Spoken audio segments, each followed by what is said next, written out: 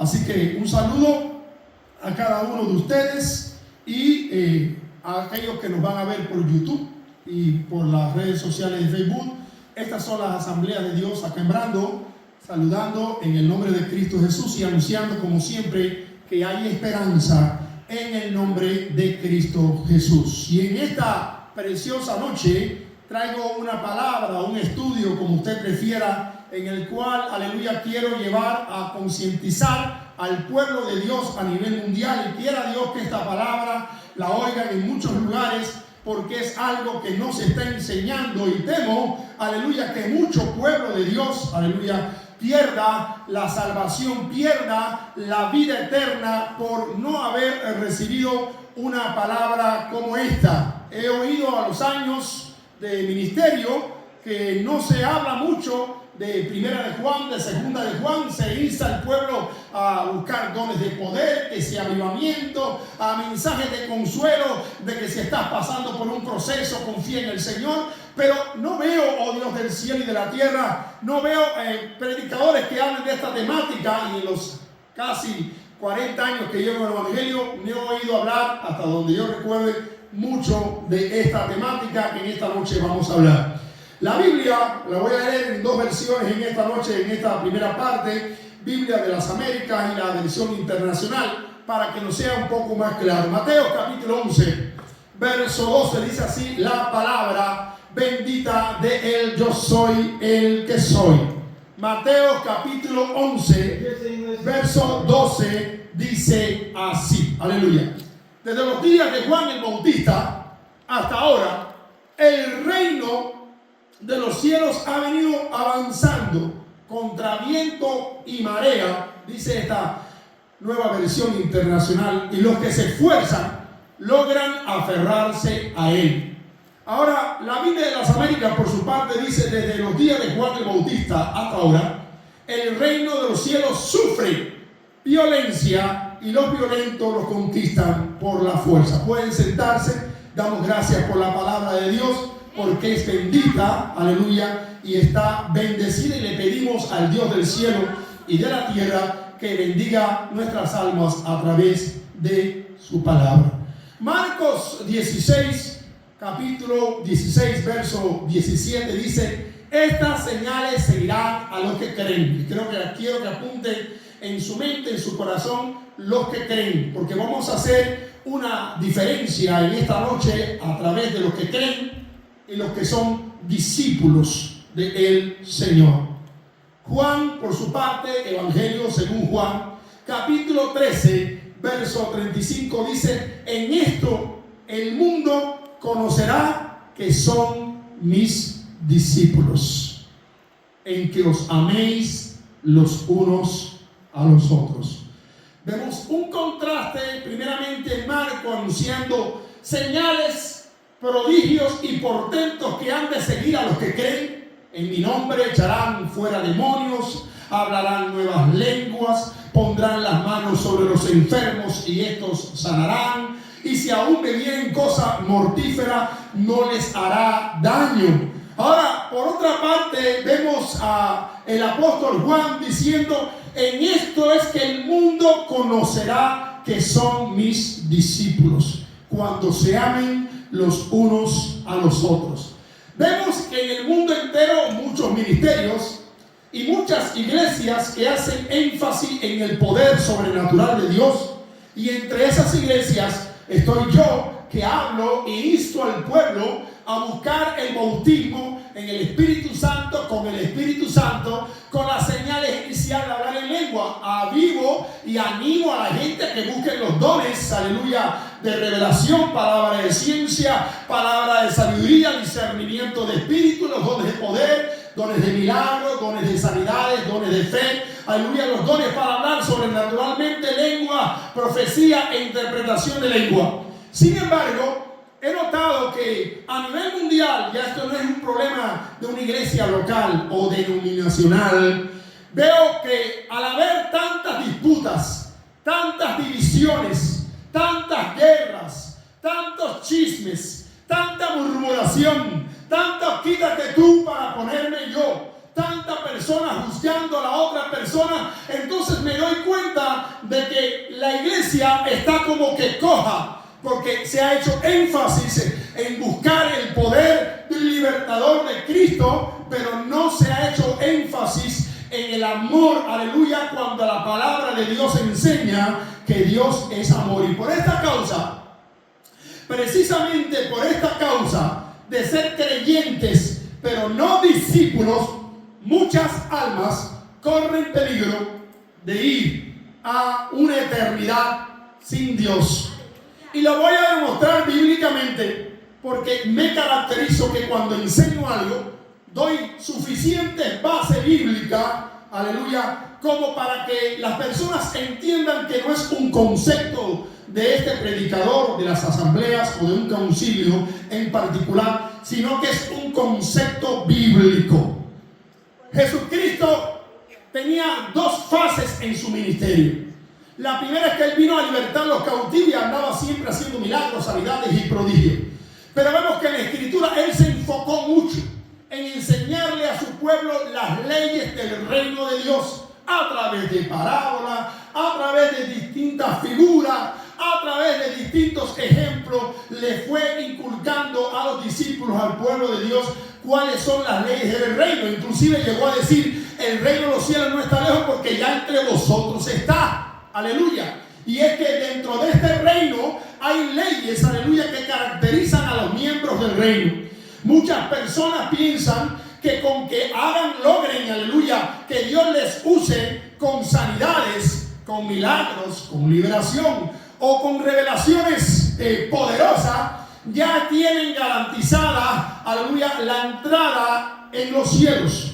Pero vamos a ver, amigo y hermano, lo que dice la palabra de Dios: y quiera Yahweh, Dios de Abraham, de Isaac y de Jacob, abrir el entendimiento de aquellos que me escuchan hoy y de aquellos que van a estarme escuchando por las redes sociales como siempre. Y ojalá que este mensaje sea como una pólvora que corra a muchos lugares, para que mucho pueblo de Dios se ponga las pilas y se prepare, porque no todo el que dice Señor, Señor va a irse en el arrebatamiento de la iglesia. Santiago capítulo 2, versos 19 al 24, dice así la Escritura: los demonios también creen que Dios es uno y tiemblan, pero su creencia no produce en cambio alguno. Es lo que dice toda la Escritura en esta porción.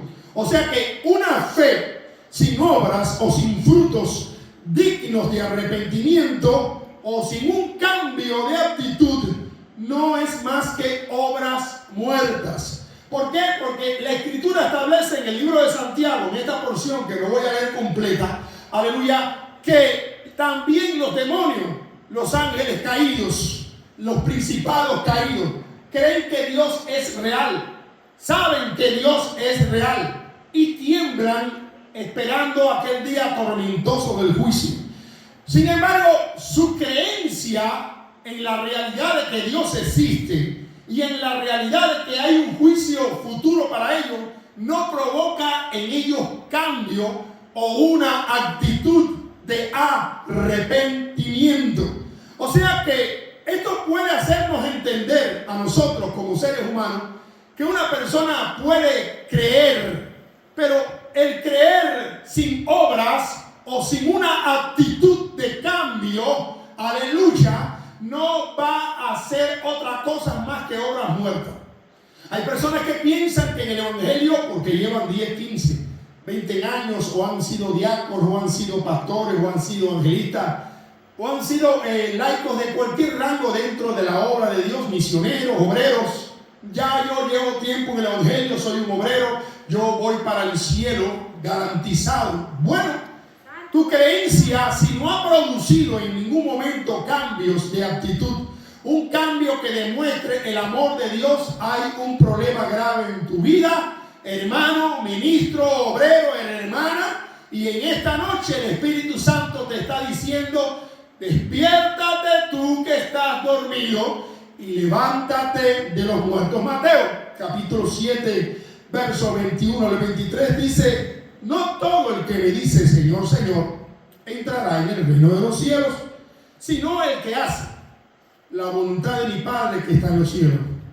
Muchos me dirán en aquel día, Señor, Señor, no profetizamos en tu nombre, y en tu nombre echamos fuera demonios, y en tu nombre hicimos muchos milagros. Entonces les voy a responder, nunca los conocí, apártense ustedes que violan los mandamientos de Dios. Aquí hay una porción de la Escritura muy profunda y que aparentemente puede ser hasta que contradictoria.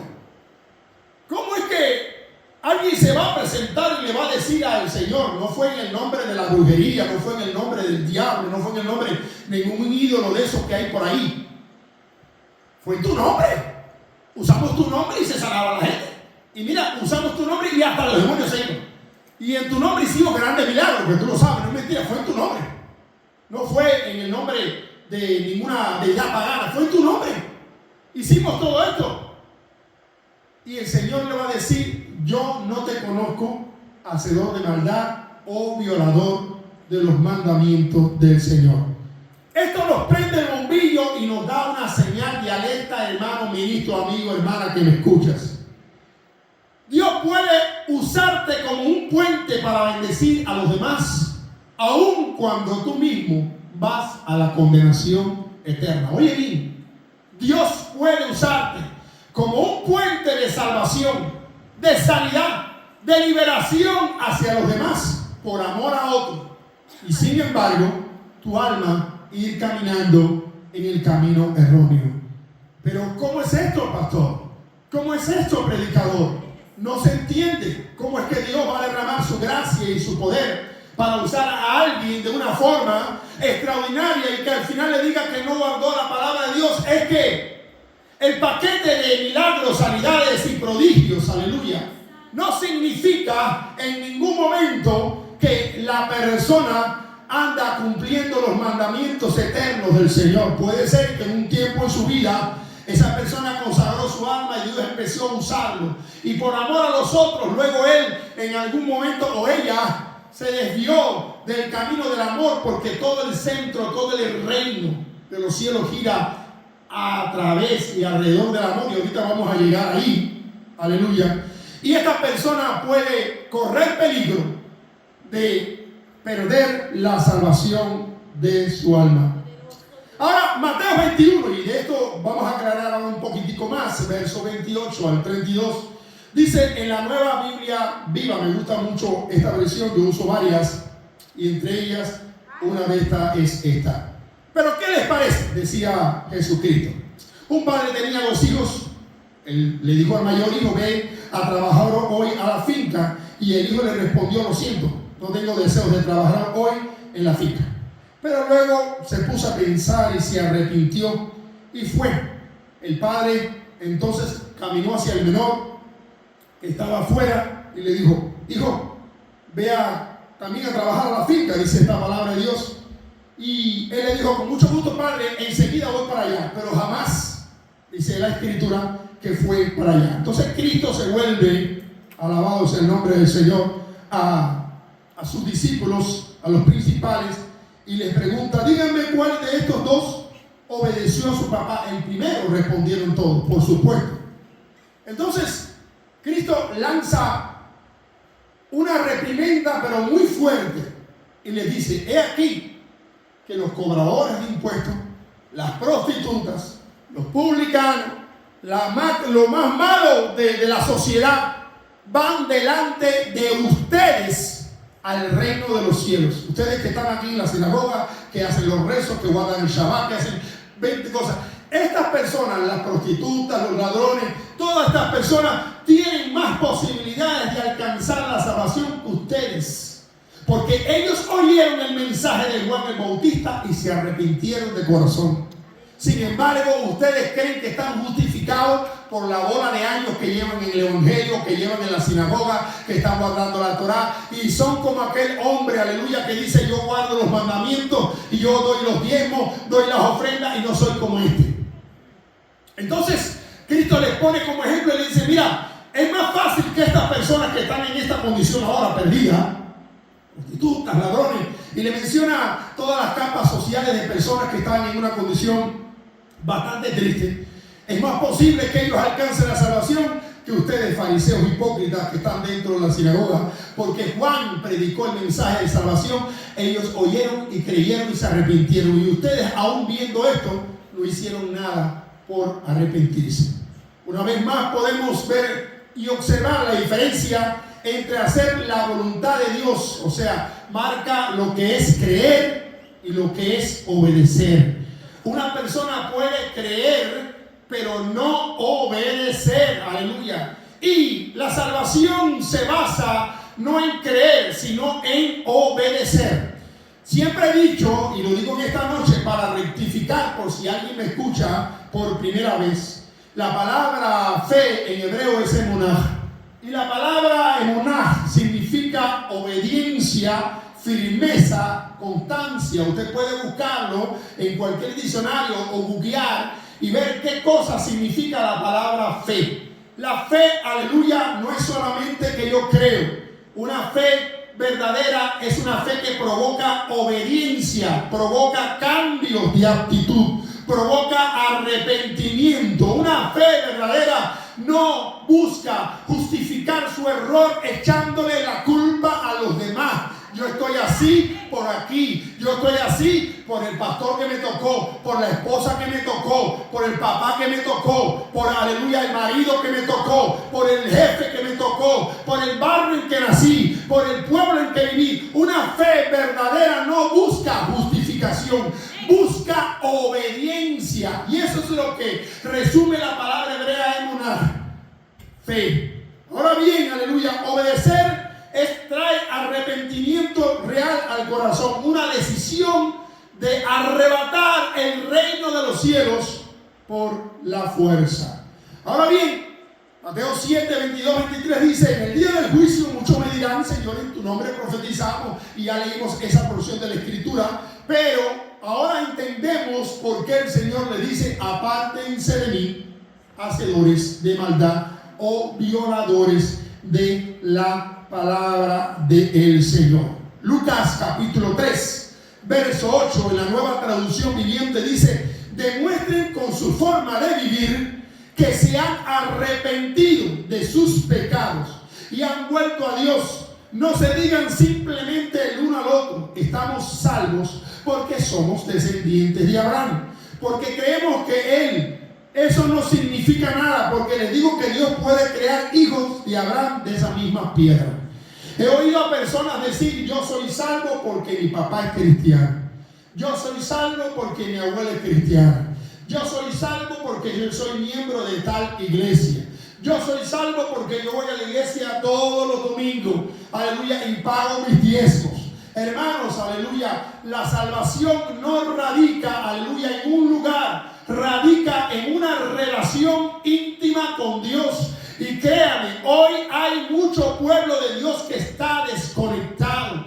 Vemos iglesias repletas con tremendos espectáculos musicales, con unas voces de músicos profesionales angelicales preciosas, aleluya. Unos cultos con luces que parecen más bien discoteca que otra cosa, aleluya. Unos predicadores que le hablan a la multitud, hablándole y diciendo, aleluya, que pueden conquistar las naciones, que todo el lugar que pisar en la planta de vuestros pies será vuestro, y promesas tras promesas de la Biblia, aleluya. Pero no le dicen a la gente: arrepentidos y convertidos. Ese mensaje que traía Jesucristo, que traía Juan el Bautista, ese mensaje de entrar al reino, no todo es, aleluya, bendito sea el nombre de Dios en esta tierra, que tú eres hijo del rey, y que si eres hijo del rey tienes que tener casa, tienes que tener helicóptero, tienes que tener barco, porque Dios no te creó para que seas pobre. Y todo es un mensaje de prosperidad y de aliento y de ánimo y de superación, pero ni una sola palabra de arrepentimiento. ¡Viva Dios! ¡Aleluya! Y entonces, ¿cómo se pretende entrar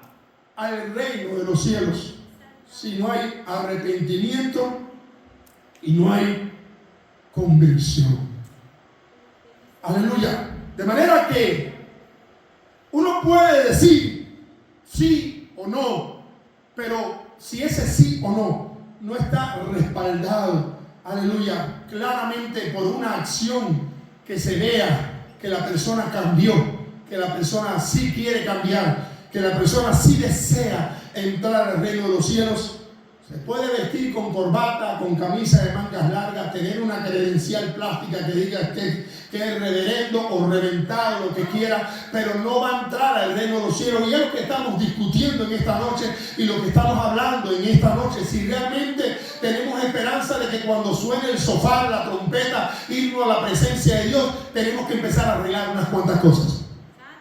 Vive Dios, aleluya. Mateo 21, versos 28 al 29, Jesucristo declara en este pasaje que los de una vida corrupta e inmoral del mundo perdido a veces tienen más posibilidades de las personas que están sentados en los bancos dentro de la iglesia, porque aquellos que están en la calle saben cuál es su triste condición, saben que son el despojo del mundo y anhelan, desean una oportunidad que Dios les dé, mientras que los que están dentro de la iglesia a veces se acomodan a una vida mediocre, a una vida fría, a una vida conforme. Ya yo voy una vez a la semana a la iglesia, o voy el sábado y el domingo, ya yo soy cristiano, amén, mira, yo no fumo, yo no tomo, no veo películas impuras, no digo malas palabras, yo doy mi tiempo, ya, yo voy para así, yo estoy bien, ya yo soy un cristiano de años y aparte pertenezco a una honorable congregación que está en tal lugar que es muy famosa, ya yo soy salvo, pero por ese conformismo no es capaz de revisar su corazón y preguntarse realmente qué cosa es lo que piensa el Espíritu Santo de mí. ¿Qué cosa es lo que piensa Jesucristo de mí? Si ahora se me hiciera un examen y se me preguntara por qué razón, Jorge, se te debería dejar entrar al reino de los cielos, ¿cuáles serían mis argumentos? ¿Cuáles serían, aleluya, la explicación que yo daría por la cual yo creo que se me debería dar, aleluya, esa entrada en los cielos? Así que creer y obedecer son dos aspectos completamente diferentes, pero que si se combinan trae salvación. Encontramos hoy una iglesia que prácticamente no conoce a qué espíritu pertenece. Se habla del Espíritu Santo, se habla de las lenguas, pero no se ha educado el pueblo. A veces hasta llegan demonios profetizando y las personas no tienen el discernimiento, ni aún el ministro que está al frente para saber y determinar si esa palabra profética es de Dios, es el Espíritu de Dios o es el espíritu humano, porque son tres fuentes, o es el espíritu de algún demonio. Entonces, estamos en una disyuntiva que algunas iglesias dicen, bueno, para no meternos en ese problema, no queremos saber de nada pentecostal, lo pentecostal fue para otra época, ya eso no hace falta, ahora lo que hace, y se alejan de las manifestaciones del Espíritu porque no tienen, aleluya, con seguridad qué cosa es real y qué cosa es verdadero. Lucas, capítulo 9, versos 51 al 56, dice: cuando se acercaba el tiempo de ascender al cielo, Jesucristo salió con determinación hacia Jerusalén. Envió mensajeros por delante a una aldea de Samaria para que hicieran los preparativos para su llegada. Pero los habitantes de aquella aldea no le recibieron porque ellos iban de camino a Jerusalén. Cuando Santiago y Juan vieron esto, le dijeron a Jesucristo: escucha, Señor, ¿quieres que hagamos bajar fuego del cielo para que los consuma? Entonces Jesucristo se volvió a ellos y les reprendió. Oiga bien, ustedes no saben a qué espíritu pertenece, les dijo, porque el Hijo del Hombre no ha venido para destruir las almas de los hombres, sino para salvarlas. Algunos de aquellos que andaban con él, que caminaron con él, que vieron todas estas manifestaciones y sus maravillosas enseñanzas, no se habían percatado de a qué espíritu nosotros pertenecemos. Nosotros no pertenecemos a un espíritu. El Espíritu Santo no es un espíritu de juicio. No es un espíritu de juzgar, no es un espíritu de destruir. Es un espíritu todo lo contrario. Es un espíritu compasivo. Es un espíritu clemente. Es un espíritu misericordioso. Es un espíritu que busca más bien, trata y busca la manera de restaurar el alma de un ser humano. No de destruirla, no de machacarla, no de hacerla triza. Vemos este ejemplo, como los discípulos pensaron, y cuando lo dijeron es porque ellos podían hacerlo. Fíjense que Cristo lo dijo: ustedes no tienen autoridad. Les reprendió y les dijo: ustedes no saben a qué espíritu ustedes pertenecen. Juan 13:35, por su parte, dice: en esto conocerán el mundo que todos son mis discípulos, cuando se amen o cuando muestren amor los unos a los otros. Ahora entramos en el meollo central de la enseñanza o de la predicación de esta noche. 1 Corintios 13, 1 al 3 dice así: si yo tengo, y esto lo vamos a explicar muy bien, por eso le dije, no sé si es un mensaje, un estudio, pero vamos a ver lo que Dios hace. Si yo tengo el don de hablar en lenguas humanas, angélicas o extrañas, y no tengo amor, soy como un metal que se resuena y como un platillo que hace mucho ruido, por gusto. Si tengo el don de profecía y sé absolutamente todo, y no tengo amor, nada soy. Si tengo una fe tan grande que puede hacer que los montes cambien de lugar, de nada me servirá sin el amor. Si entrego a los pobres, y oiga esto, hasta el último bien terrenal que poseo, y si dejase que me quemasen vivo, pero no lo hago por amor, sino por vanagloria, dice esta versión, de nada me servirá. O sea, que en el cielo y en el día que entremos al bigma, al tribunal de Cristo, nuestras obras van a ser juzgadas en base a cuál fue la motivación. ¿Qué te motivó a entregar tus bienes? ¿Qué te motivó a dejarte quemar vivo? ¿Qué te motivó a hacer esto o lo otro? Pablo decía en una de sus cartas, con un poco de tristeza: algunos predican el evangelio por contienda y otros para herirme. Pero por demás, dice el apóstol Pablo, aleluya, el evangelio es predicado. O sea, desde la época de Pablo, alabado sea el nombre del Señor. Si me pueden quitar esa música, please. Desde la época de Pablo, alabado sea el nombre del Señor, ya había personas que estaban predicando por contienda, por vanagloria, por competir con el apóstol Pablo, aparecer por su palabra, por herirlo, porque él estaba en muchos momentos de eso en prisión. Y quizás así: voy a predicar para herirlo, para que él sufra, para que él vea que yo también voy a ganar almas, que yo puedo ser más. Hacían las cosas con una motivación errónea. Y nosotros, hermanos y hermanas, tenemos que entender que nuestras vidas están siendo grabadas 24 por 24, es lo que dice la Biblia. Y en el día en que nos presentemos delante de Dios, óigame bien, no van a servir títulos de seminario, ni credenciales, aleluya, de ordenado. No van a servir años de estudio en piano, en guitarra, en cualquier instrumento musical o tener una voz angelical. Lo que va a servir es lo que tú hiciste. ¿Cuál fue la motivación? ¿Por qué tú ibas a la iglesia? ¿Por qué tú te sentabas en la iglesia? ¿A qué tú ibas a la iglesia? Cuando tú cantabas, ¿por qué lo hacías? ¿Qué tú buscabas? Porque el Espíritu lo está escudriñando todo. Cuando tú exhortabas a un hermano, ¿qué estabas buscando? ¿Herirlo? ¿O hacerte sentir que tú sabías de la palabra y de que él había caído en pecado? ¿O tú estabas buscando realmente su restauración?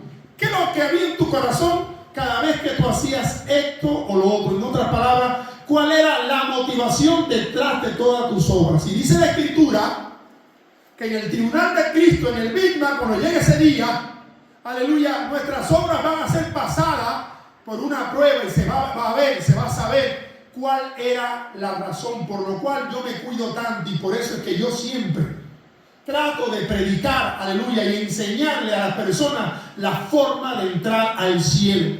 Por eso no soy muy famoso, no soy muy popular, pero no me interesa ser famoso y popular, porque el día en que yo me presente delante de Dios le voy a decir: En la tierra no fui famoso y popular porque yo predicaba tu palabra como era. Yo le decía a la gente la forma en que tenían que entrar al cielo. Y mientras que otros predicaban prosperidad y predicaban tantas cosas, y hacían cuenticos y hacían chistes y jaranas, y el pueblo se reía, yo les decía a la gente: arrepiéntanse, porque entrar al cielo no es tan fácil como le están predicando. Y por eso no caía bien, pero yo estaba diciendo tu palabra. Eso mismo decía Juan el Bautista y le cortaron la cabeza. Y a ti te crucificaron por mis pecados, por la misma palabra. Pues yo quiero predicar esa misma palabra. Arrepentidos y convertidos. Que se le pregunte que tú predicaste: arrepentimiento y conversión genuina, cambio genuino, transformación genuina. Alabado sea el nombre del Señor. Y esa transformación es pensando por mí como pastor, porque no soy nadie. Alabado sea el nombre del Señor. Santo. Hace días atrás, creo que fue en el primer mensaje de este año, le dije: ¿de qué me sirve a mí? Hablando de mí, no hablando de ningún ministro. Enfóquense en mí. Dejen los demás para que no digan que estoy hablando de otros ministros. ¿De qué me sirve a mí como ministro? Ser reconocido en la tierra, recibir diploma de una institución religiosa, credencial, renombre, que si el obispo Jorge Luis, que si el ordenado, que si el ungido, y que los hombres me aplauden, y que al final el Señor diga: ellos te reconocieron, pero ¿sabes qué, Jorge Luis? Yo nunca te reconocí por esto y esto. ¿De qué me sirve? ¿De qué me sirve jugar al evangelio? ¿De qué me sirve jugar al predicador entonces? ¿De qué me sirve si ustedes dicen: oh, qué gran predicación, qué grande hombre de Dios? Y al final Dios dice: para ellos, pero para mí, tú sabes que no. Y ese es el dilema de muchas personas que viven pensando que así como engañan a los seres humanos, también pueden engañar a Dios. Y eso le pasó a Ananías y Zafira, y ya saben el resto de la historia. El día en que nos presentemos delante de Dios, aleluya, la cosa no va a ser tan fácil. Ahora Juan 13:35 dice que un verdadero discípulo, óigame bien, el amor es paciente, el amor es bueno, el amor no es envidioso, el amor no es presumido, el amor no es orgulloso, el amor no se comporta con rudeza, ni es egoísta, ni se enoja, ni guarda rencor, ni busca venganza. El amor no le gustan las injusticias, más bien se alegra mucho cuando la verdad triunfa. El amor disculpa a los demás, a todos sus errores, siempre confía en la persona amada, siempre espera de ella lo mejor, aún lo soporta todo. Dice esta versión. Y vamos caminando a uno de los libros más controversiales, y que, repito, no se lee en las iglesias, ni se enseña, ni se toca. Se pasan de las cartas, de todas las cartas, aleluya, paulinas, y cuando se llega, se habla de Pedro, se lee las epístolas de Pedro, que están muy buenas. Cuando se llega a primera de Juan, segunda de Juan, tercera de Juan, se brinca. Y siguen los demás libros, y casi nadie quiere tocar estas epístolas, porque traen un mensaje contundente, rudo y difícil de aceptar. Y ese mensaje de Juan en sus primeras epístolas, esas 3 epístolas, resumen todo lo que es las leyes del reino de los cielos. Así que, amigo y hermano que me escuchas, si quieres conocer cuáles son las leyes del reino de los cielos, te aconsejo que en casa estudies primera de Juan, segunda de Juan, tercera de Juan, y vas a ver, te vas a acordar de mí, vas a decir: pastor Jolí tiene razón, está duro esto que suelta Juan. Si las cosas es así, entonces no es tan fácil entrar al reino de los cielos.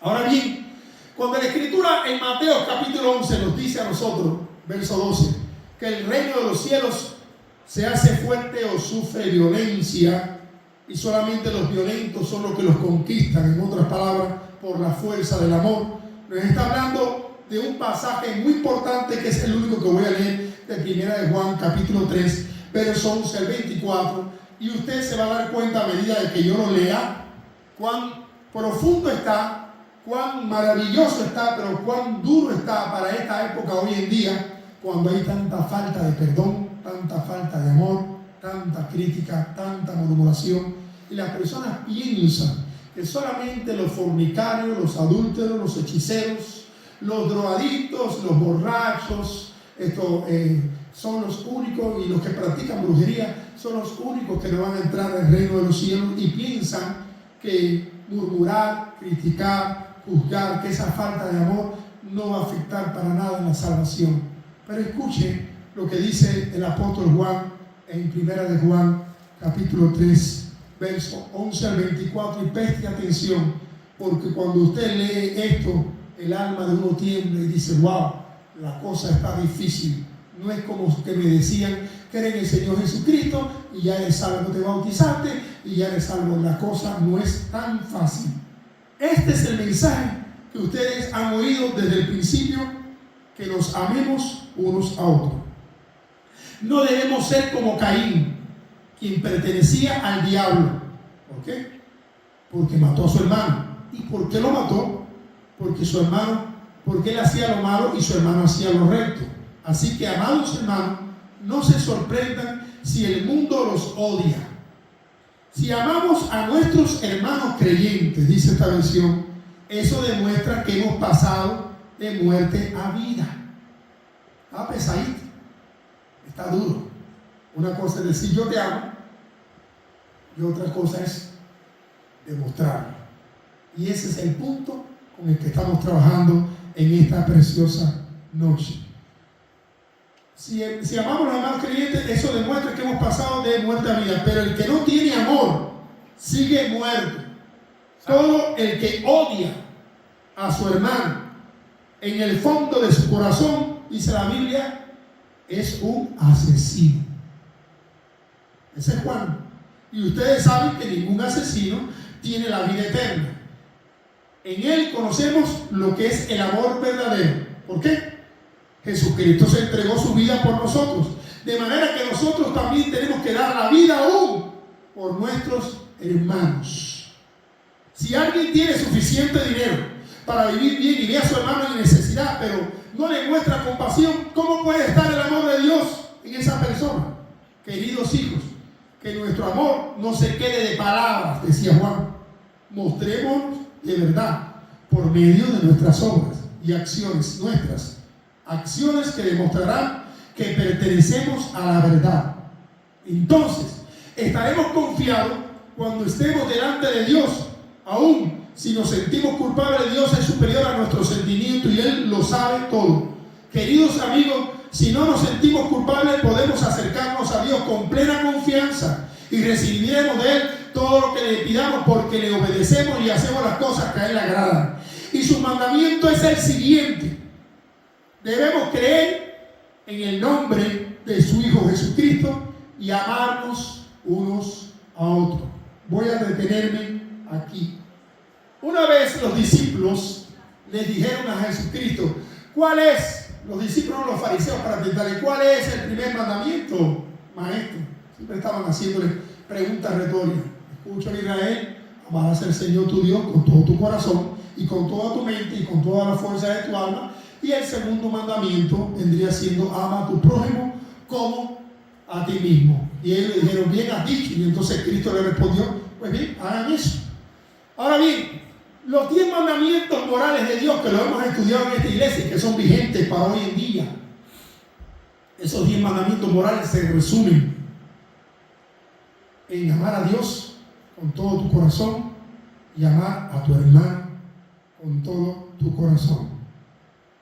La comunión que podemos mostrar entre un hermano dice cuánto fuego, cuánta pasión, cuánta conversión, cuánta transformación, cuánto de Dios hay en cada uno de nosotros.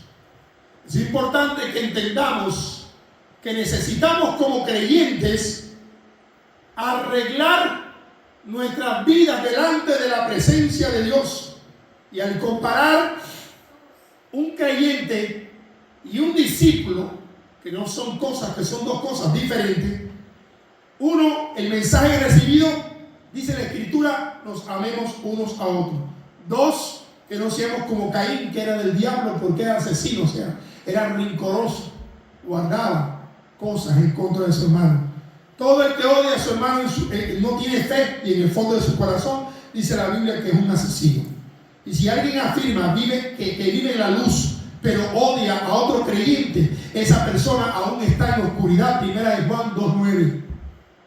Si alguien dice que está en la luz, yo tengo comunión con Dios, yo soy cristiano, y tiene odio, tiene rencor hacia otra persona en su corazón, dice la Biblia, no lo dije yo, dice esa persona todavía está en oscuridad. Finalmente dice así la Escritura en 1 Juan 4, 11, 12. Queridos amigos, ya que Dios nos amó tanto, sin duda, nosotros también debemos amarnos unos a otros. Nadie jamás ha visto a Dios, pero si nos amamos unos a otros, Dios vive entre nosotros y su amor llega a la máxima expresión en medio de nosotros. En otras palabras, y ya terminé, por encima de los dones de poder, de los dones de revelación, de los dones para hablar sobrenaturalmente, por encima de gozarnos de que los demonios huyan cuando pronunciemos el nombre de Jesucristo o de Yahshua HaMashiach en hebreo, alabado sea el nombre de Dios, deberíamos procurar ser llenos del amor de Dios para que el mundo pueda ver que realmente somos discípulos, no creyentes. Si fuéramos discípulos a nivel mundial, les digo de corazón, no hubieran ni tantas denominaciones, no hubieran tantas divisiones, no hubieran tantas guerras entre pastores, entre ministros, no hubiera tanta competencia, alabado sea el nombre de Dios. Todas estas cosas que estamos viendo alrededor del mundo son señal de una iglesia enferma, una iglesia que se ha enfocado, aleluya, en la parte externa del evangelio, pero se ha desconectado por completo de la fuente que es el amor. Dios es amor, y los hijos de Dios tienen que manifestar el amor, tienen que procurar el amor y vernos como hermanos, no más que hermanos de mamá y papá, mucho más, hermanos por la sangre de Cristo Jesús. Y un hermano verdadero no traiciona, cuida, levanta, edifica, protege, provee, da esperanza, da aliento, muestra que realmente Dios está en él. Les invito de corazón una vez más, no porque piensen que estén mal aquellos que me escuchan o que me van a escuchar, sino porque necesitamos estar listos para entrar a la presencia de Dios. Le invito en esta noche a arrepentiros y convertiros y creer en Jesucristo. Arrepentidos de corazón. Revisemos nuestro corazón en esta noche. Revisemos nuestra alma. Revisemos cómo estamos en este mismo instante. Asegurémonos que si en este instante nuestro corazoncito se para, tener una entrada segura en la presencia del Padre de las luces. El altar está abierto. Oremos.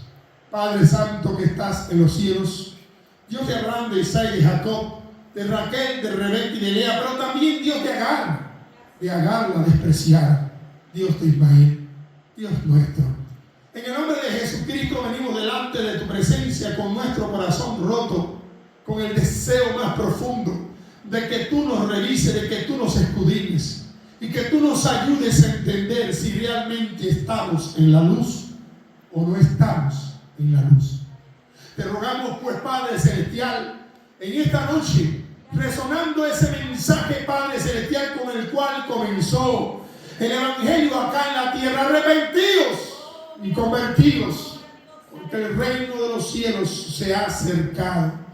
Que nosotros en esta noche no confiemos, aleluya, en que nos bautizamos en agua, no confiemos hasta que quizás hablemos en lengua, que confiemos más bien que nuestros corazones estén empapados del amor de Jesucristo, saturados del amor de Jesucristo, y que los frutos del Espíritu en nosotros, que se resumen en uno solo, el amor, Padre Celestial, sea más que suficiente para mostrarle a este mundo que somos la iglesia de Jesucristo, la iglesia que Él viene a buscar. Una novia que ha lavado sus vestiduras. Una novia que no vive una vida superficial. Una novia que no vive una vida, oh Padre, de ensueño, sino una vida real basada en la obediencia a tu palabra. Sí y amén. Alabado sea tu nombre.